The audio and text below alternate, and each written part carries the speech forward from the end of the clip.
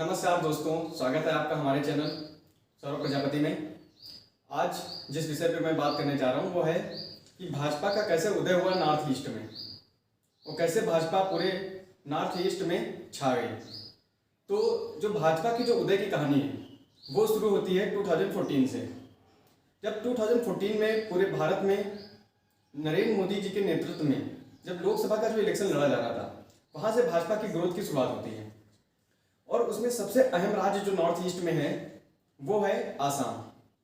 आसाम में जो 2014 का जो लोकसभा का जो इलेक्शन हुआ उसमें जो रिजल्ट आया उसमें आसाम की जो 14 लोकसभा सीटें थीं उसमें भाजपा ने 7 सीटों पे अपना परचम लहराया और उसका जो वोट परसेंट है वो भी 36% हो गया, जो कि 20% इंक्रीमेंट था। जो सीटें थी वो भी 3 सीटें और इंक्रीमेंट हुई थी। पहले इन्होंने 4 सीटें मैक्सिमम जीती थी आसाम में, जो कि अब 7 सीटें हो चुकी थी। और बाकी वहाँ की जो दूसरी अन्य पॉलिटिकल पार्टी हैं आसाम की, जैसे AIUDF हो गई, बदरुद्दीन अजमल की पार्टी, उन्होंने 3 सीटें जीती थी और इंडियन नेशनल कांग्रेस ने 3 सीटें और इंडिपेंडेंट ने 1 सीट। यहीं से भाजपा की जो ग्रोथ की कहानी है, जो उसके विस्तार की कहानी है नॉर्थ ईस्ट में, वो शुरू हो जाती है। आसाम में जो भाजपा ने किया 2014 में, उसका परिणाम वहाँ के सारे राज्यों पे देखना पड़ा नॉर्थ ईस्ट के। और 2016 में एक और महत्वपूर्ण घटना होती है नॉर्थ ईस्ट के एक इंपॉर्टेंट राज्य में, जिसका नाम है अरुणाचल प्रदेश। अरुणाचल प्रदेश में 2014 के साथ ही असेंबली इलेक्शन हुए थे, जिसमें कांग्रेस ने सरकार बनाई थी, 43 सीटें जीत गई। वहाँ की टोटल जो असेंबली कैपेसिटी है वो है 60 सीटें वहाँ मैक्सिमम है। तो 2014 में वहाँ पे किसकी सरकार बनी थी? कांग्रेस की। लेकिन 2016 में सितंबर के महीने में एक वहाँ ऐसा घटनाक्रम होता है कि कांग्रेस के 42 जो विधायक हैं वो पेमा खांडू जी के नेतृत्व में टूटकर अरुणाचल प्रदेश की एक क्षेत्रीय दल है PPA, people party of Arunachal Pradesh, उसमें शामिल हो जाते हैं। और यहाँ पे एंटी डिफ्लेक्शन लॉ भी नहीं एप्लीकेबल होता है, क्योंकि एंटी डिफ्लेक्शन लॉ तब होता है जब 1-2 विधायक किसी रूलिंग पार्टी में शामिल हो जाए किसी लालच के लिए, तब उनको अयोग्य करार कर दिया जाता है। लेकिन अगर किसी भी राज्य में जितनी भी असेंबली का संख्या बल है उसका 1/3 अगर पोर्शन अगर किसी पार्टी में मर्ज हो जाता है तो एंटी डिफ्लेक्शन लॉ एप्लीकेबल नहीं होता है। तो यहाँ पे सरकार किसकी बन गई? PPA की, अरुणाचल प्रदेश में, पेमा खांडू जी के नेतृत्व में। लेकिन 2 महीने के अंतराल, 2 महीने के बाद मतलब दिसंबर में फिर ऐसा वहां पे घटनाक्रम होता है कि 33 विधायक PPA के टूटकर बीजेपी में शामिल हो जाते हैं और बीजेपी वहां पे अपनी पहली सरकार बना लेती है अरुणाचल प्रदेश में। लेकिन हालांकि वहां पे विपक्षियों ने बहुत ताने कसे अरुणाचल प्रदेश में कि ये बीजेपी की गवर्नमेंट नहीं है, और क्योंकि बीजेपी ने खुद कंटेस्ट करके इलेक्शन में जाकर सरकार नहीं बनाई थी, उसमें जो टूट के विधायक आए थे उसकी वजह से सरकार बनी थी। इसका भी जो भाजपा ने जवाब दिया वो 2019 के असेंबली इलेक्शन में दिया। 2019 में भी अरुणाचल प्रदेश में असेंबली इलेक्शन हुए, उसमें बीजेपी ने अपने दम पर, मतलब कि इलेक्शन में जाकर अपने दम पर 42 सीटें जीती और पेमा खांडू जी के नेतृत्व में दोबारा अरुणाचल प्रदेश में सत्ता कायम की। तो भाजपा की जो उदय की कहानी है ये अरुणाचल प्रदेश तक ही सीमित नहीं रहती है। 2016 के बाद 2017 में फिर एक अहम राज्य नॉर्थ ईस्ट का, जिसका नाम है मणिपुर, वहां पर एक इंपॉर्टेंट घटना होती है। वहां पर भी चुनाव होते हैं और भाजपा वहां पे मणिपुर में 21 सीटों के साथ, वहां पर भी 60 सीटें टोटल कैपेसिटी है, तो वहां पर भी भाजपा 21 सीटें जीतने में कामयाब रहती है। और वहां पे जो क्षेत्रीय दल थे NPF, national Naga people front, और NPP, नेशनल पीपुल पार्टी, इनके और LJP, इनके सबका सहयोग लेकर भाजपा वहां पर भी सरकार बना लेती है N बीरेन सिंह के नेतृत्व में, और बीजेपी पहली गवर्नमेंट मणिपुर में अपनी बना लेती है। इस प्रकार से बीजेपी ने अरुणाचल प्रदेश में भी अपनी सरकार बनाई और मणिपुर में भी सरकार बनाई, ठीक है। और 2016 में जो हमारा आसाम है वहां पर भी असेंबली इलेक्शन हुए थे। 2016 में आसाम में असेंबली इलेक्शन हुए थे, वहां पे बीजेपी और इनके साथ और 2 अलायंस थे आसाम में, बोडोलैंड पीपल फ्रंट था और एजीपी थी, असम गण परिषद। इन सब ने मिलकर चुनाव लड़ा और बीजेपी ने का जो गठबंधन था वो 86 सीटें जीतने में कामयाब रहा और सर्बानंद सोनोवाल के नेतृत्व में बीजेपी ने पहली जो अपनी सरकार है, अपने दम पे जो सरकार है वो आसाम में बनाई। ये एक बहुत बड़ी सफलता थी बीजेपी के लिए और इस प्रकार से बीजेपी ने आसाम में भी, अरुणाचल प्रदेश में भी और मणिपुर में भी सरकार बना ली अपने दम पे। भाजपा का जो विस्तार है वो यहीं पर थमा नहीं, भाजपा का विस्तार और आगे बढ़ा और भाजपा फिर 2018 में त्रिपुरा के इलेक्शन में गई, नागालैंड के इलेक्शन में गई तो और जो है मेघालय के इलेक्शन में गई। तो त्रिपुरा का इलेक्शन बहुत ही दिलचस्प इलेक्शन हुआ। वहाँ पे भाजपा वहाँ पे 2012 में इलेक्शन हुआ था, उसमें 2013 में जो इलेक्शन हुआ था उसमें मात्र 0 सीटें मिली थी और मैक्सिमम सीटों पे उसकी जमानत जब्त हो गई थी।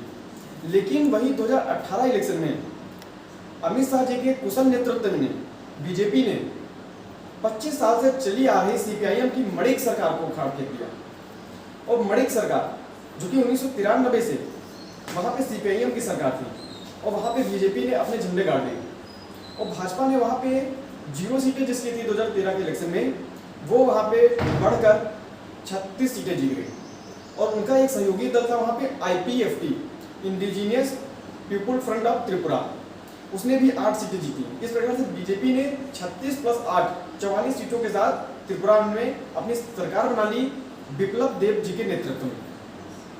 इस प्रकार से 4 महत्वपूर्ण राज्य जो नॉर्थ ईस्ट के थे, आसाम, अरुणाचल प्रदेश, मणिपुर और त्रिपुरा, वहां पर भाजपा ने अपनी गवर्नमेंट स्थापित करी। और इसके साथ साथ जो 2018 में नागालैंड में जो इलेक्शन हुए थे उसमें भी भाजपा का प्रदर्शन बहुत ही असरदार रहा। भाजपा ने उसमें एनडीपीपी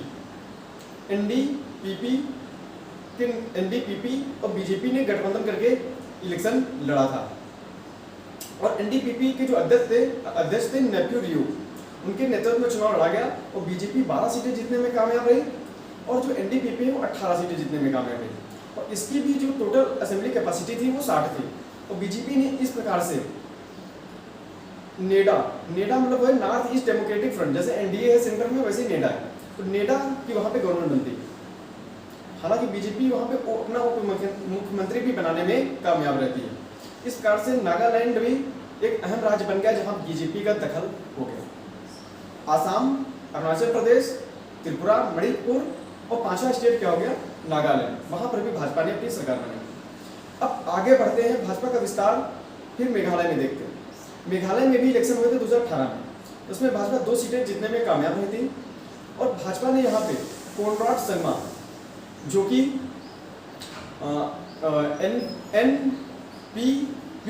एनपीपी के जो अध्यक्ष है कोनराड संगमा, उनके नेतृत्व में सरकार बनी वहाँ पे और एनपीपी ने बीजेपी का साथ लेके, यूडीपी का साथ लेके और पीडीएफ का साथ लेके, ये वहाँ पे एक क्षेत्रीय दल है मेघालय में, उनके साथ मिलकर वहाँ पे नेडा की गवर्नमेंट फॉर्म थी। अब हम बात करते हैं मिजोरम की। मिजोरम में भी भाजपा ने विस्तार देने की अपनी पूरी कोशिश की, लेकिन वहाँ पे उसे इतनी सफलता नहीं मिली। उसका एक विधायक जीता है और उसने MNF जोरमथंगा की जो पार्टी है उसके साथ मिलकर वहाँ पर भी नेडा की गवर्नमेंट बना ली। इस प्रकार से बीजेपी ने 7 के 7 राज्य जो वहाँ पे थे, वहाँ पे 4 राज्यों में अपनी सरकार, बीजेपी की अपने मुख्यमंत्री और 3 राज्यों में उसकी नेडा, मतलब नेडा जो उसका डेमोक्रेटिक फ्रंट जो उसका गठबंधन का है, नॉर्थ ईस्ट डेमोक्रेटिक फ्रंट, उसके नेतृत्व में सरकार बनी। और कांग्रेस की जो 7 राज्यों में जो तूती बोलती थी उसकी जो गवर्नमेंट थी, अब वहाँ पे गवर्नमेंट कहीं भी किसी भी राज्य में कांग्रेस की गवर्नमेंट नहीं है। इस प्रकार से ये भाजपा के विस्तार की कहानी थी और भाजपा के विस्तार की कहानी यही नहीं रुकती। भाजपा ने आसाम में अभी जो 2021 में रिसेंटली इलेक्शन में उसमें दोबारा अपनी सरकार बना के अपने आप को साबित किया है आसाम में और यहाँ पे हेमंत बिस्व शर्मा मुख्यमंत्री इस बार बनाए गए हैं। और इसके साथ साथ 2019 के इलेक्शन में भी बीजेपी ने बहुत जोरदार प्रदर्शन किया है नॉर्थ ईस्ट के राज्यों में। बीजेपी ने जो 7 सीटें 2014 के इलेक्शन में जीती थी आसाम में लोकसभा की, अब वहाँ पे 9 सीटें जीत गई। 14 में से 9 सीटें जीत गई बीजेपी आसाम में। और उसके साथ साथ अरुणाचल प्रदेश की लोकसभा की दो सीटें 2019 में जीत गई और जो है त्रिपुरा में भी दो सीटें लोकसभा जो सीटें हैं वो बीजेपी ने जीत ली। और इसके साथ मणिपुर की भी एक सीट, 2 सीटें थी उसमें एक सीट बीजेपी ने जीत ली। नागालैंड में बीजेपी का जो गठबंधन था, पार्टनर था एनडीपी, उसने सीट जीतने में कामयाब रही। और मेघालय मिजोरम में भी कुछ सीटें बीजेपी ने, उनके जो नेडा के जो अलायंस थे उनके साथ मिलकर सीटें जीती। तो ये रही भाजपा के विस्तार की नॉर्थ ईस्ट में। कैसे भाजपा 2014 के पहले कोई वहाँ पे उसका नामो निशान नहीं था। आसाम में छिटपुट जगह पे भाजपा थी जहाँ पे कुछ वो विधायक जीत लेते थे, सांसद जीत लेते थे 2-4, लेकिन और कोई किसी भी राज्य में उनका नाम नहीं था। लेकिन अमित शाह जी के दूरदर्शी नेतृत्व में, उनकी मेहनत के नेतृत्व में और कुशल उनका जो नेतृत्व था और जो उन्होंने जो मेहनत और जो पार्टी को आगे बढ़ाया, उसके दम पर बीजेपी ने पूरे नॉर्थ ईस्ट को अपने झंडों तले दबा दिया। मतलब अपने झंडे वहाँ पे गाड़ दिए बीजेपी ने नॉर्थ ईस्ट में। ये भाजपा के महत्वाकांक्षा की भी जीत थी, क्योंकि नागालैंड जैसे राज्यों में कोई यकीन नहीं कर सकता था कि बीजेपी जैसी पार्टी भी 12 विधायक जीत सकती है, क्योंकि नागालैंड पूरा क्रिश्चियन डोमिनेटेड ट्राइबल एरिया है। वहाँ पर भी बीजेपी ने अपने 12 विधायक जिता है।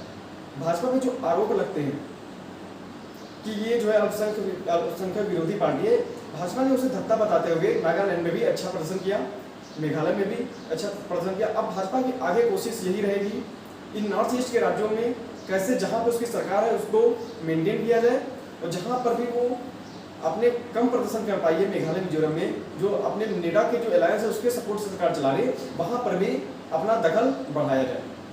तो ये रही भाजपा के उत्थान की कहानी या भाजपा के उदय की कहानी, जो 2014 से 2021 तक भाजपा ने अपनी ये जो कहानी, अपनी इबारत जो है जो वहाँ पर लिखी नॉर्थ ईस्ट के राज्यों में। तब तक के लिए धन्यवाद। जय हिंद, जय भारत।